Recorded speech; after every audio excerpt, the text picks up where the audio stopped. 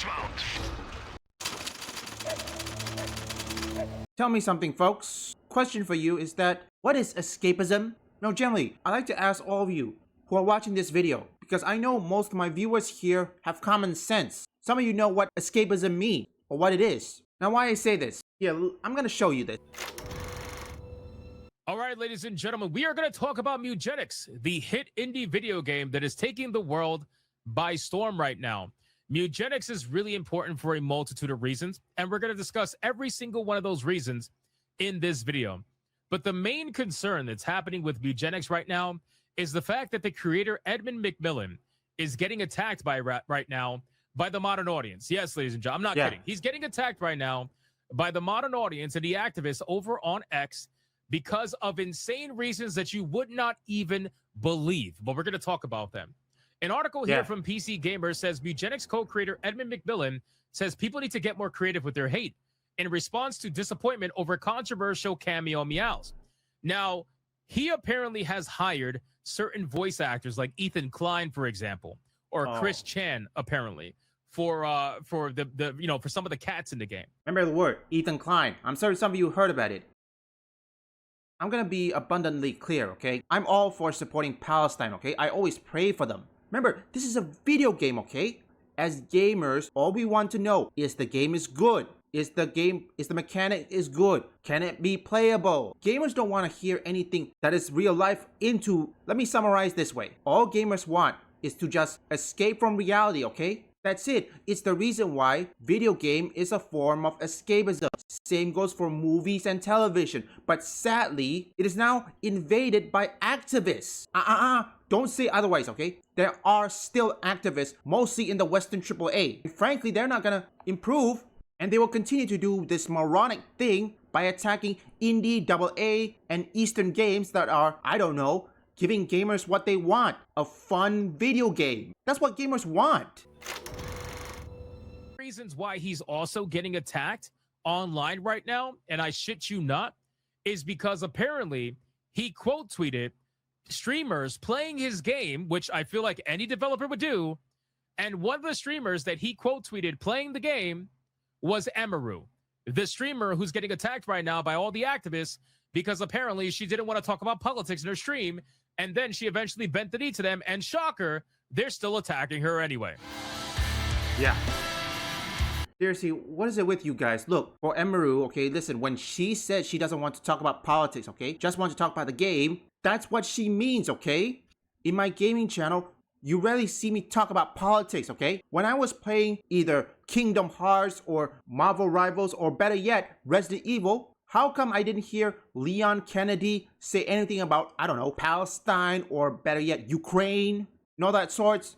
How come I never seen it? Okay, we're gonna skip a bit. So some of the clips I'm showing you, it will be a long clip, so bear with me. And I'm gonna skip from here because the music is copyrighted. So let's go over this article and see what we got to talk about. We're gonna go over the article. We're gonna go over the actual statement from Edward, by the way, who is unbelievably based in his response. And I really hope he sticks to it and does not bend the knee to these people, because this is going to be another Hogwarts Legacy situation. Yeah. Where the activists are trying to attack a successful video game that they were just supporting not even a couple of days ago. They were just praising Mewgenics. I'm not even kidding. Literally all the journalists, all the activists were praising Mewgenics, but then the moment they found out that Ethan Klein's involved or Chris Chan's involved or Emaru's playing the fucking game, which by the way has nothing to do with that's nothing to do with it. McKillen, but they still decided to make it a thing anyway. The moment they found that out, that's it. The NPC download came in and they were like, oh, we can't like this game anymore. I'm telling you right now, if you live in a world that you believe these activists, these psychos, are not playing a game about cats, when most of them are cat women in real life, I guarantee you that's bullshit. Yeah. We all know they're playing it. We all know they're going invisible on Steam so that nobody can see them playing it. We all know they put it on private so nobody can see their hours playing the game. We know they're playing the fucking game, right? But in any case, let's talk, just like they did with Hogwarts Legacy. You know how many people were caught playing Hogwarts Legacy that said they weren't going to play it out of, standing with trans people or something like that? You already know that this game is being played by them. It's about cats. We already know it is. But anyway, Mewgenics co-creator Edmund McMillan says people need to get more creative with their hate. All right, let's see. I understand we live in a time where a meow from someone who has different beliefs as you is scary and frustrating, confusing, and controversial. Why that is, I have no idea. Why the hell do you care about who voiced the cat in a video game that's literally like a cartoony video game about breeding cats? Why do you care? I don't know. But, you know, this is just the world we live in. So Mewgenics, the cat breeding roguelike from Binding of Isaac developer Edmund McMillan and co-creator Tyler Glale has some uncanny meow sounds. That's because they're actually just humans saying meow, not cats, which is probably for the best given what happens to all the poor kitties in the game. There's a long list of cameo performances from various internet personalities, and some of them have become controversial figures since their inclusion in the game. As reported by Rock Paper Shotgun, Ethan Klein and Gila Klein of H3H3 Productions both provide meows, angering some commenters over on Reset Era due to their adamant support of Recent Era. Hang on a minute. Recent Era. You know what? Reset Era. What is that? Oh, of course it is. A far left. Yeah, this is the part, okay? Let's just hear this. Israel. Jesus fucking Christ. It's a game about cats. Hell yeah. Why are we bringing up Israel versus Palestine in a game about cats? Are you kidding me? And this is where I'm pissed off, okay? He says, it's early in the morning. I just got my breakfast. And listen, I do support Palestine, okay?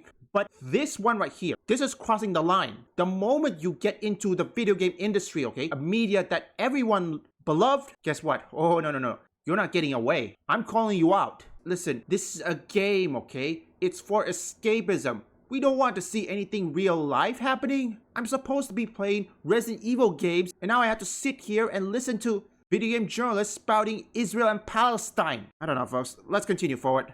What are we doing, bro? Are you really going to try to turn a game like Mewgenics into something political? Are you serious? Is this the world that we live in? I guess it is, but anyway. Yeah. Gila served in the Israel Defense Force, and Ethan Klein is embroiled in public feuds over the issue. It's a shame that the game has Zionist creators. Wrote one person on the forum, Zionist creators, boys. You know what? It's funny. I actually have the video from Ethan Klein. Well, let's hear it. So we might as well check it out and see what he has to say about this entire situation before we continue the rest of the article. Let's press play. Here we go. Volume up and go. Hey, come on. Bye-bye. You know what? Is this... You know what? I think we don't need to see this. I need to see it for myself. Does he has it? Wait, where is it? Hang on. Where's the original video for that? Give me a minute, folks. Yeah, I can't find it. Can't find it, folks. There's no link to it. Because I know it's Twitter.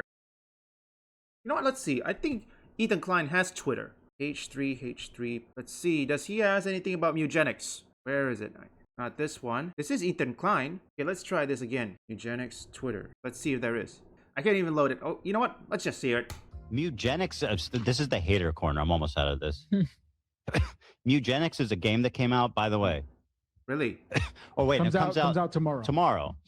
I think it's already come out. Shout out. I'm actually friendly with Edmund, one of the creators. He made Bindings of Isaac. You know that game? Yes.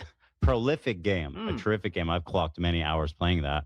It's one of the first roguelikes ever created.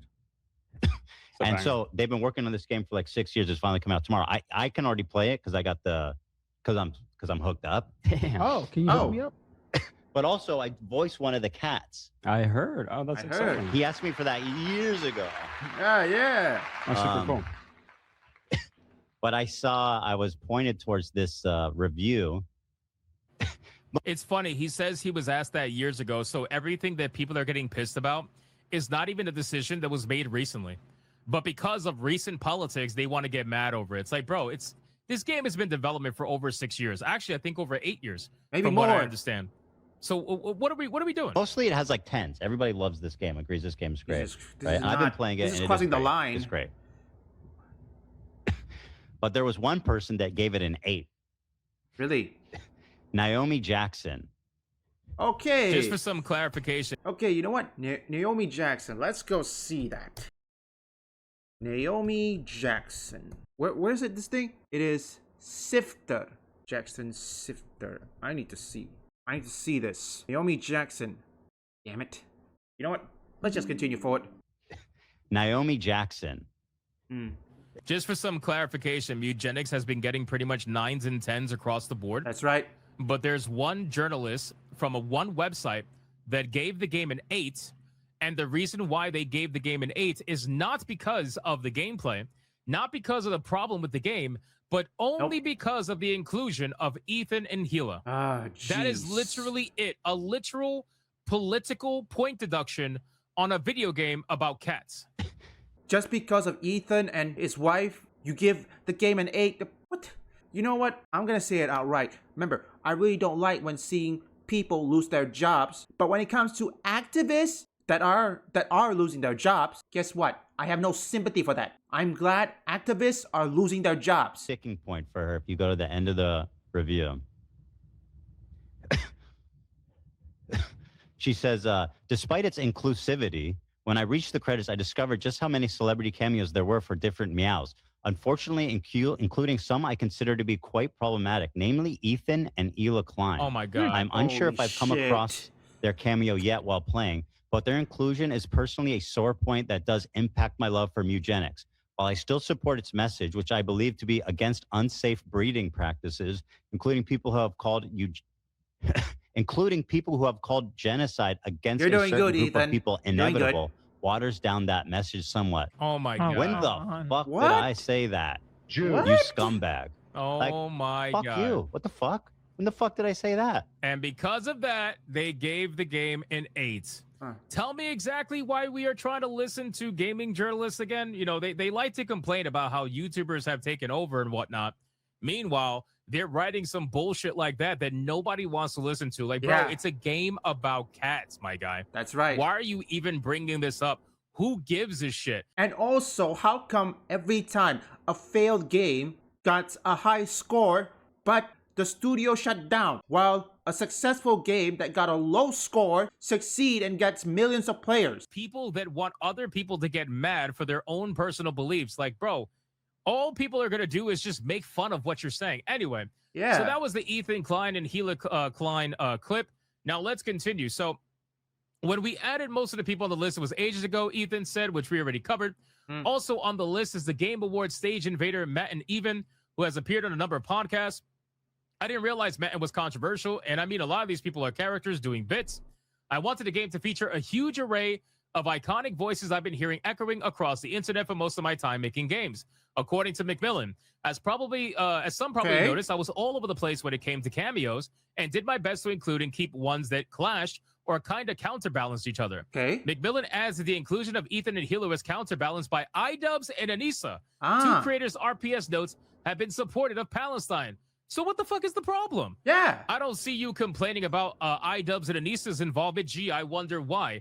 Bro, people just don't want to be honest and admit that their entire life and their entire personality and their entire being, right, as a human, has been taken over by politics. They don't ever want to admit that. So they made, and again, Ethan and iDubbbz have been publicly feuding, so Macmillan made sure to contact both to make sure they were okay with the other involvement, so it didn't feel like a weird gotcha on release. They were both very adult about it and said they have no issue with the other being added, and I really respected that. Macmillan doesn't seem too bothered by the criticism. I understand we live in a time where a meow from someone who has different beliefs as you is scary and frustrating. Confusing and controversial, he says. But it felt interesting, so I decided to explore it. Also, I should probably point out that I don't share the same opinions as, well, probably any of the people we included. That's right. If I only included people who share the same exact opinions as me, I'd only be the one meowing in the game. That's a beautiful thing. And that's true. That's probably true for a lot of people. The developer added that he doubts people who would be put off by a problematic meow would enjoy mewgenics in the first place.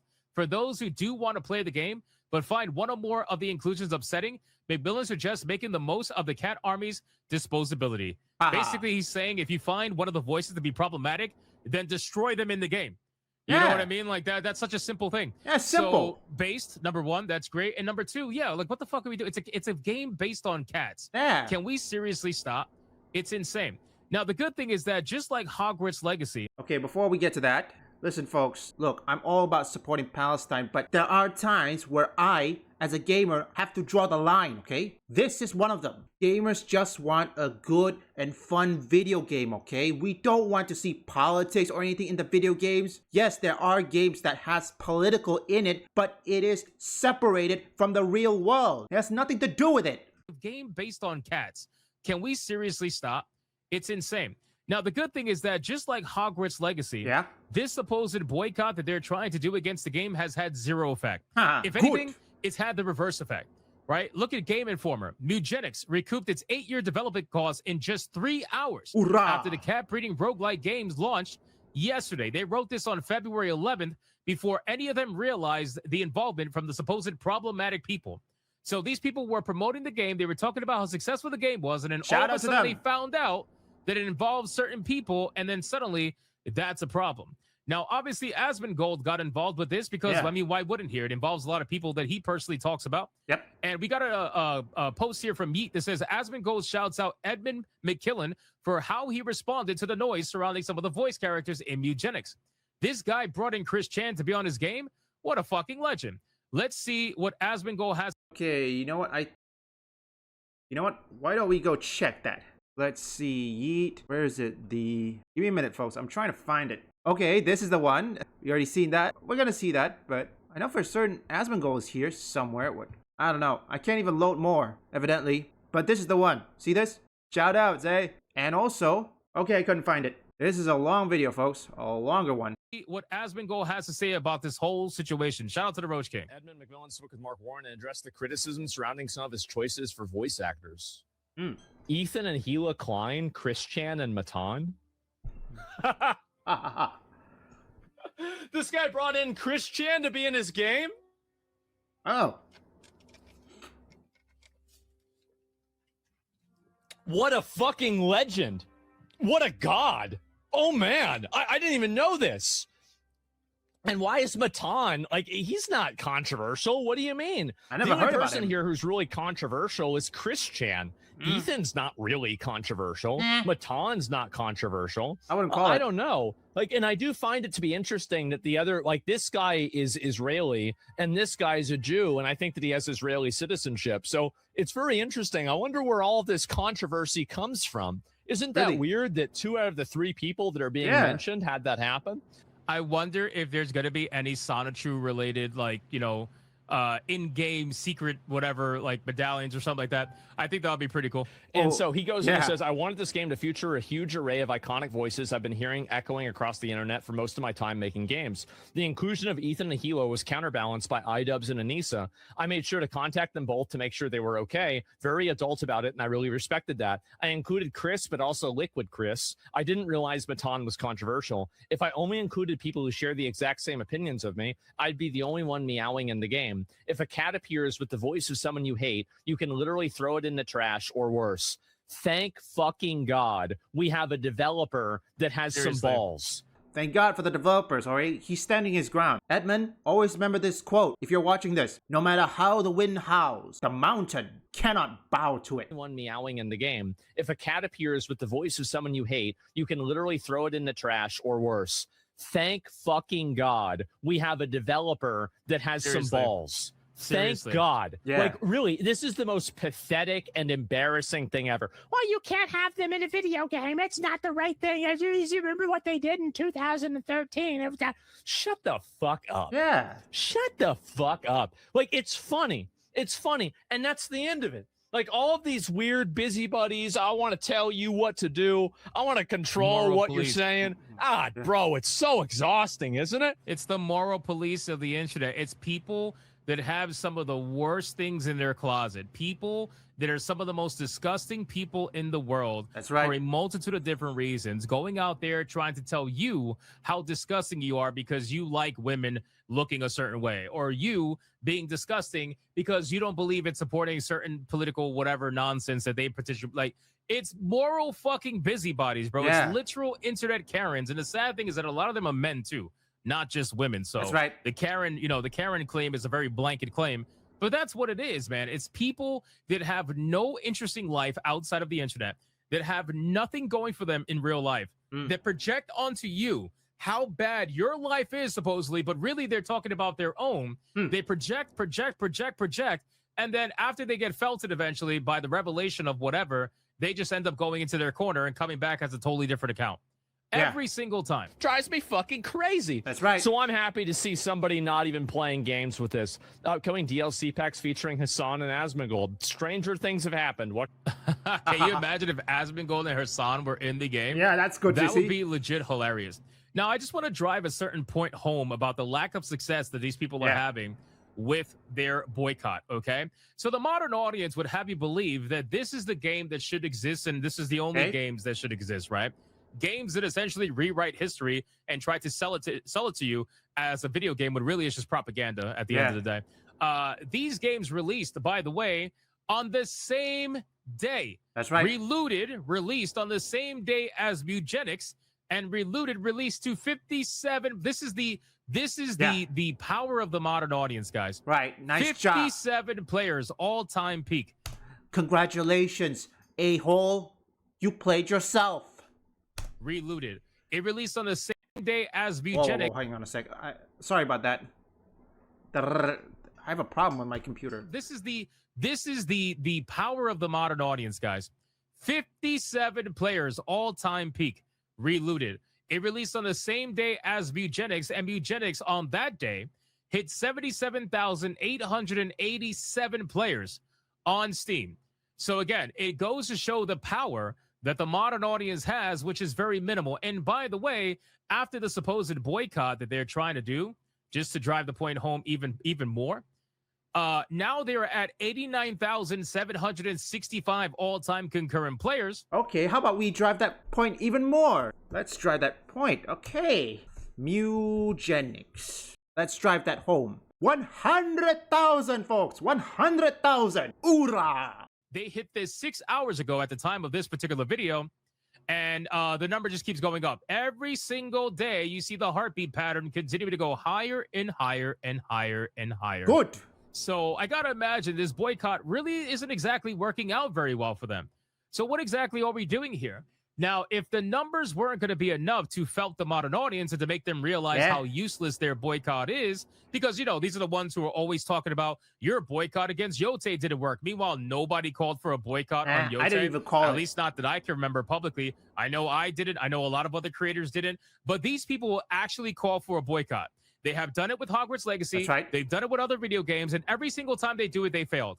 Look at what happened with that medieval video game that came out recently with Amelia or Amelia, whatever her name is. That game is now at 500,000 wish lists or something like that, and rising every single day after people were calling for a boycott because they wouldn't put gay relationships in the game.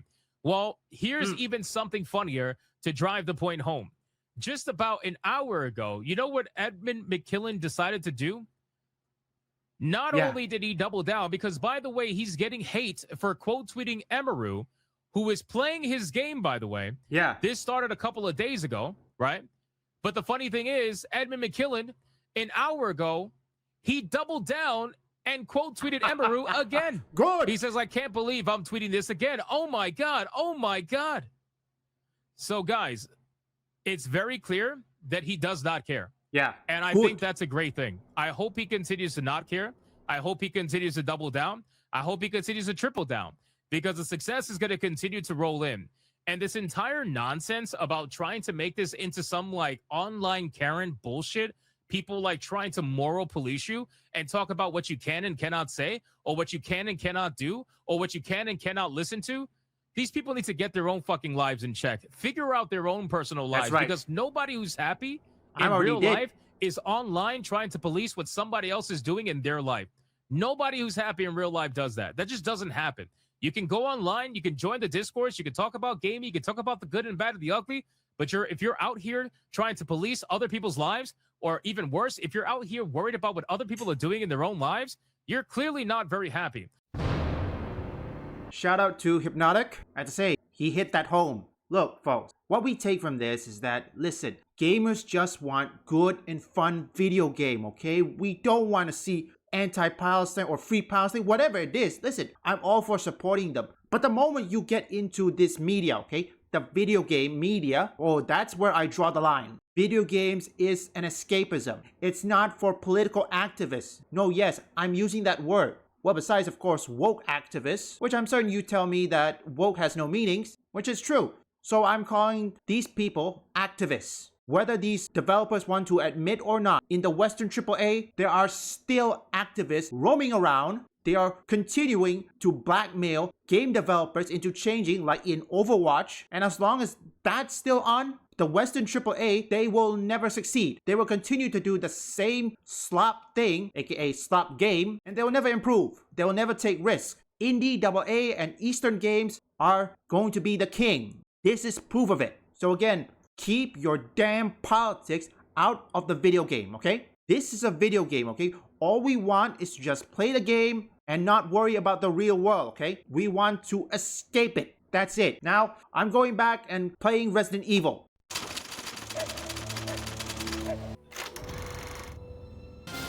Allied infantry always welcomed the sight of a Sherman tank. Its combination of speed, firepower, and quick repair made it an invaluable ground weapon. The sheer number of Shermans in the field usually allowed Allied generals to count on armored superiority. However, not all the Sherman tank specs were ideal. It was thinly armored and caught fire easily. In addition, its cannon was not large enough to pierce the more heavily armored enemy tanks, a weakness not shared by the German Tiger. Fortunately, evolving teamwork between ground spotters, artillery, and the Army Air Force meant no Tiger was impenetrable, thus helping the Shermans rule the day.